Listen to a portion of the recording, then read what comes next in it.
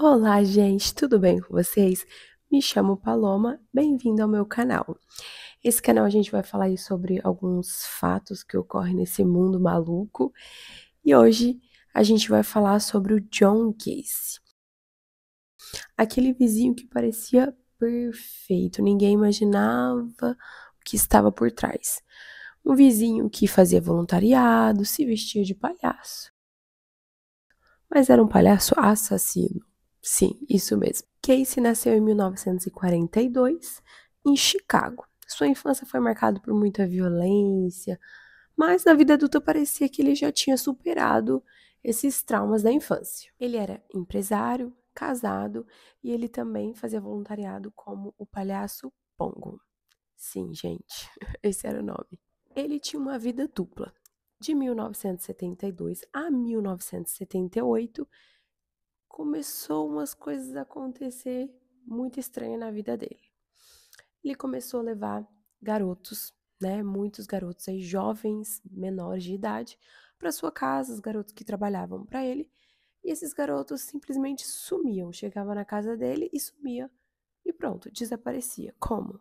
Como, gente? Mas a sua vida dupla começou a despencar quando ele se envolveu com Robert. Robert trabalhava em um local e viram ele conversando com Gacy. E nisso desapareceu. A mãe do Robert ficou atrás dele, tentando, tipo, cadê meu filho? Onde tá? Foi lá no local onde ele trabalhava para tentar encontrar ele e não encontrava. E Robert simplesmente desapareceu. Então foi quando a polícia começou a investigar, procurou todas as pessoas que ele tinha tido contato.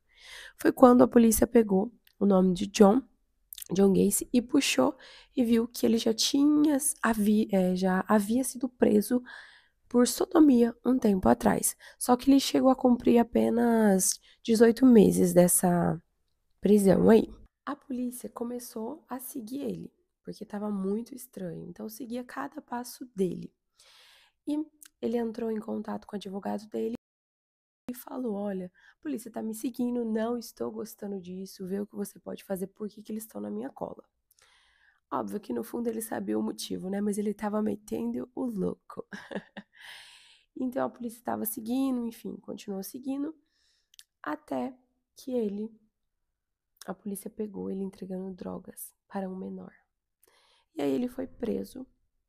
Nisso começou as buscas na casa dele também, e foi quando encontraram os corpos embaixo da casa dele. E era embaixo da casa, literalmente em tudo, gente. Tinha muitos corpos. Foram um total de 33, mas os 33 não foram todos localizados na casa. Alguns eles julgavam num rio que tinha ali próximo, que era bem grande também. Outro detalhe importante. A mãe do Robert falou que tinha um recibo dentro do moletom dele.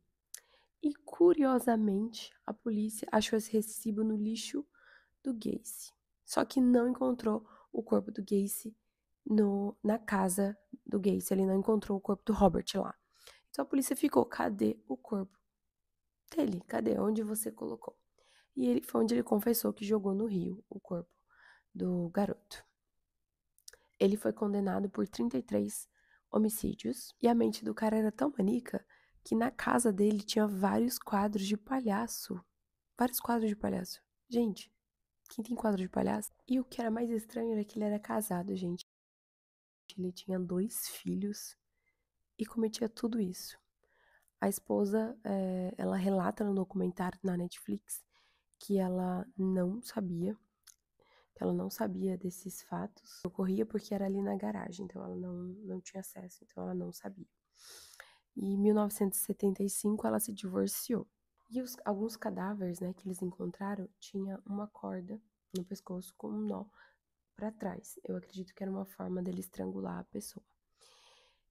Gente, que coisa. Não tem nada comprovado também que ele se vestia de palhaço para matar as pessoas. Enfim, não tinha nada comprovado. Que quando você assiste o documentário, você vê que a polícia teve algumas falhas ali da polícia. Teve um jovem que foi por ele e ele tacou um ácido no rosto do jovem. Na verdade, ele veio com ácido, né, pro jovem desmaiar, e acabou pegando no rosto do jovem.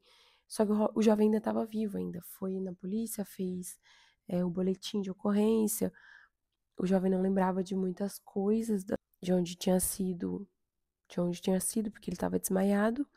Só que a polícia não foi muito atrás, porque esse jovem era gay e eles tinham um certo preconceito naquela época com isso. Então, assim, você vê várias coisas que foram acontecendo, assim, fora de contexto, que poderia ter cortado mal pela raiz. Gente, eu espero que vocês tenham compreendido mais ou menos como que é esse caso.